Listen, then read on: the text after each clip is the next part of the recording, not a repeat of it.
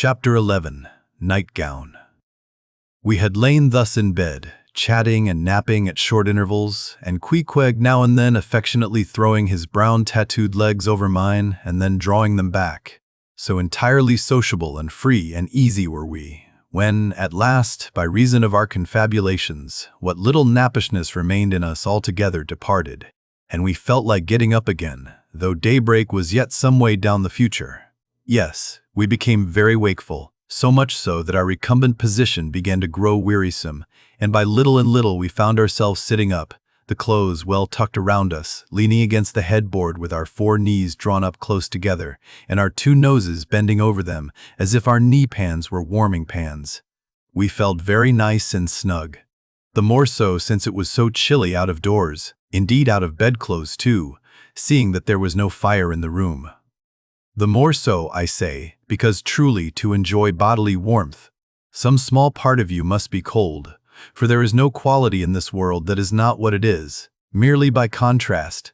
Nothing exists in itself. If you flatter yourself that you are all over comfortable and have been so a long time, then you cannot be said to be comfortable anymore.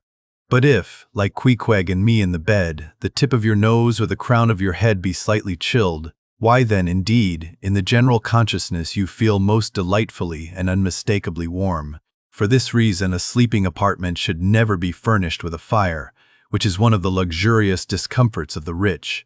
For the height of this sort of deliciousness is to have nothing but the blanket between you and your snugness and the cold of the outer air. Then there you lie like the one warm spark in the heart of an Arctic crystal. We had been sitting in this crouching manner for some time, when all at once I thought I would open my eyes. For when between sheets, whether by day or by night, and whether asleep or awake, I have a way of always keeping my eyes shut, in order the more to concentrate the snugness of being in bed. Because no man can ever feel his own identity aright except his eyes be closed, as if darkness were indeed the proper element of our essences, though light be more congenial to our clayey part. Upon opening my eyes then, and coming out of my own pleasant and self-created darkness into the imposed and coarse outer gloom of the unilluminated 12 o'clock at night, I experienced a disagreeable revulsion. Nor did I at all object to the hint from Queequeg that perhaps it were best to strike a light, seeing that we were so wide awake, and besides he felt a strong desire to have a few quiet puffs from his tomahawk. Be it said, that though I had felt such a strong repugnance to his smoking in the bed the night before, yet see how elastic our stiff prejudices grow when love once comes to bend them. For now, I liked nothing better than to have Queequeg smoking by me, even in bed, because he seemed to be full of such serene household joy then. I no more felt unduly concerned for the landlord's policy of insurance. I was only alive to the condensed confidential comfortableness of sharing a pipe and a blanket with a real friend. With our shaggy jackets drawn about our shoulders, we now passed the tomahawk from one to the other, till slowly there grew over us a blue hanging tester of smoke, illuminated by the flame of the new lit lamp.